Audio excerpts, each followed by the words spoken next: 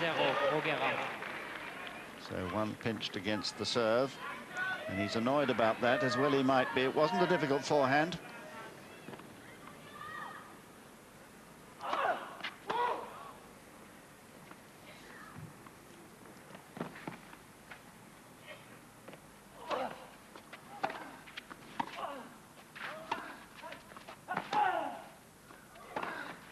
That's what he meant to do.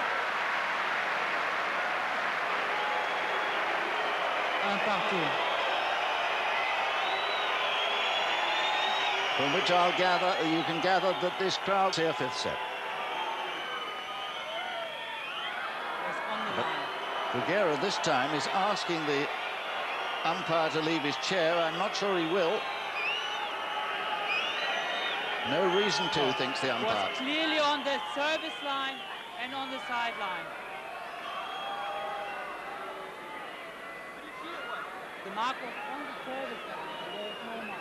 You're stupid, the mark is there. Come on, go. No. The mark is clearly there. If you don't go, no. Call the supervisor. No, call the supervisor because you're cheating. No. Yeah, We shouldn't let bruguera get away with this. You have to go down. No, you have to go down to check it. Because you... I don't give a shit from you decision. Let's play. No. Let's make them quiet. No. Well, bruguera really should be reprimanded here. He mustn't hold up play like this. It's unfair for Larsson. Well, surely the umpire should set the clock, John. And he's then in danger of a time violation. Which I think he's about to get.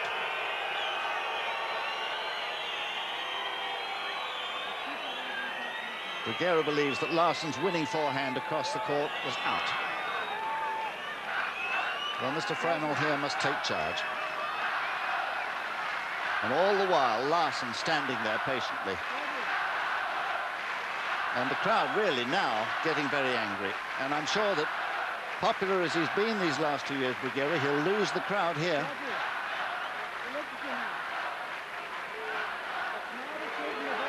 Well, what is the umpire going to do? He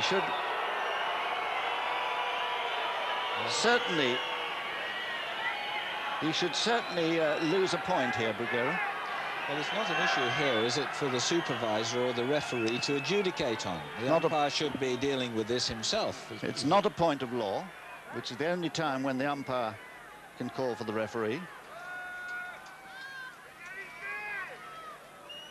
But it seems that the supervisor and/or referee has been summoned. And I cannot for the life of me understand why the umpire hasn't dealt with this. Very stubborn. Certainly, and yes, I must admit, I couldn't see any reason for this mark to be looked at, but it's a pity that we just can't have another look at it. But Larsson handling it himself extremely well, just sitting down there, very calm. Indeed, it's a problem for him, this, because it's such a crucial stage in the match. Now, we're going to have another look. And whether we'll get a good view remains to be seen. This is the forehand. No, it isn't. That is the forehand. Certainly difficult to see because the top of the net there really seems to coincide with the bounce. Well, it seems there that it certainly was on the line. Looking at it again, through the net, admittedly not the best possible view. But whatever it was, wherever it bounced, it doesn't matter. The umpire had made a decision. There he is, Mr. Freinel.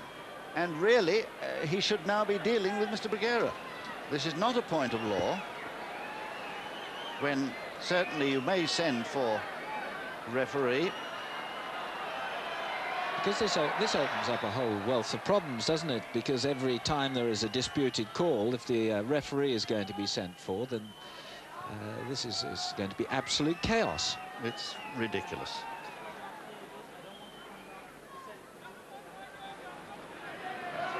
Bill Gilmore here, the Australian supervisor. And you don't want to check them out.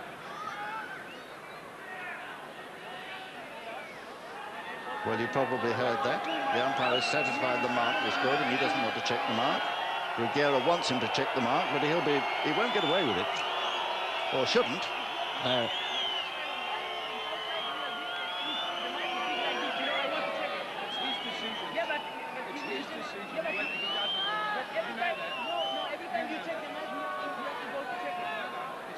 And one can only sympathise with Larsson here. Yes, he is sure that he is correct, but he does not. You can only have one umpire in a match, and his decision is final. He should be disqualified. Well, there is a procedure for this. The umpire sets his clock. His play's got to continue within a minute, isn't it? And they get on with it. And if it isn't continuous, then he gets a code violation, and they go through the procedure, which ultimately would then be disqualification.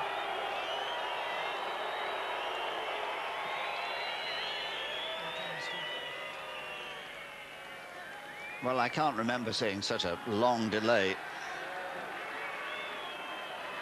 Silence, s'il vous plaît.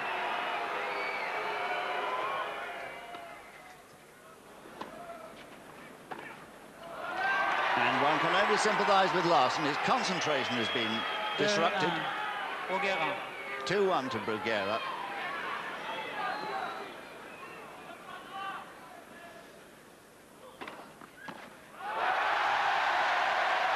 And the crowd you see now have turned. They were all for Bruguera, now they're for Larsson. 2 partout. And quite rightly. 3-2. Larsson.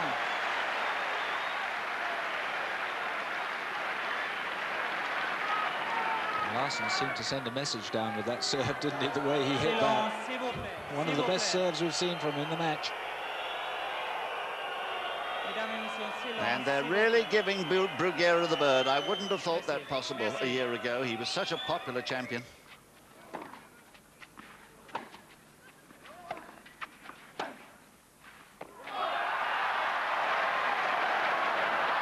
Now a little bit of play acting from Bruguera here. I think he's going to milk this for all he can get.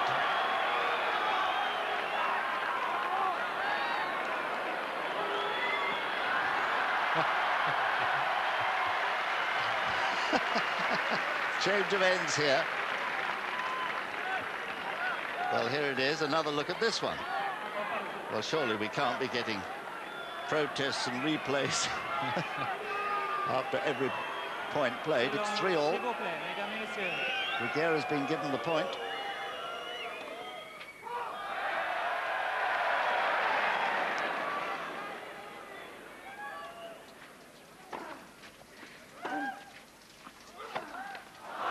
Well, he's as mad as a snake, is Larsson, and so would I be. I think he's been cheated. Bruguera. I think that was an absolutely shocking thing, and I never thought I'd see Bruguera do it.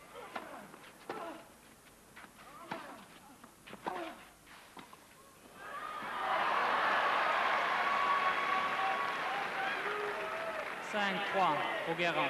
And 5-3 because Larsson has lost his temper, not surprisingly.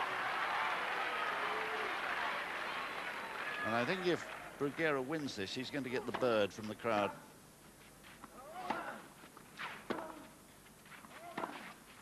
But of course he might not win, that is.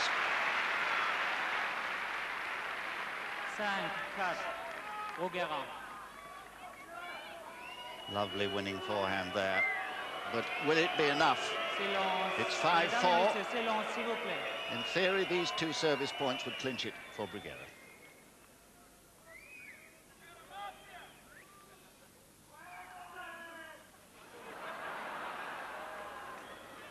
Mesdames et messieurs, s'il vous plaît. Well, he's rather asked for this, Bruguera.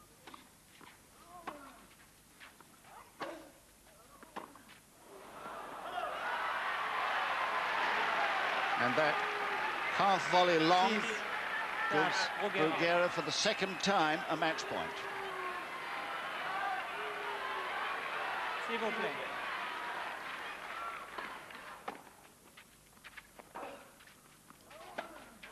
That's it. Le 7e match, Bruguera. Tizang, this is set. And listen to these boos.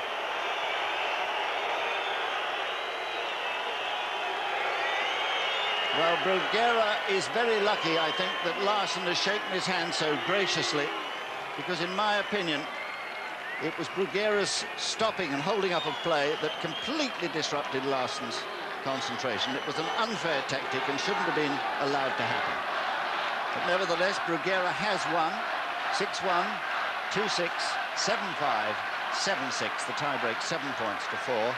It's taken them 2 hours and 31 minutes to decide it, and Bruguera has now won his 18th consecutive match here at the French Open, trying to become the 16th player in Grand Slam history to win one of the Grand Slam tournaments 3 years in a row. It's only been done here once before by Bjorn Borg. And I think, Mark Cox, that the controversy surrounding this will rage on for weeks to come. Well, it'll also rage on for matches to come, perhaps, for Bruguera. It may have an ongoing impact for him during the tournament, and he certainly is very much the loser in this encounter. I have to say, though, I believe the fault is with the umpire, not so much with him. I think we agree with that. A dramatic end to that encounter. Bruguera is the winner, but certainly didn't win the support of the Court A crowd. And Chris Bailey, I'm sure that you'll agree with Mark, John, myself, that it was unfair, that long debate. It was. It's a classic example of the umpire not being tough enough. He really had two decisions to make. I think what he should have done was, when Bruguera asked him to come down and have a look at the mark, he'd been doing it the whole way through the match. He should have gone down, had a look at the mark, said, no, the ball is in. That would have been it.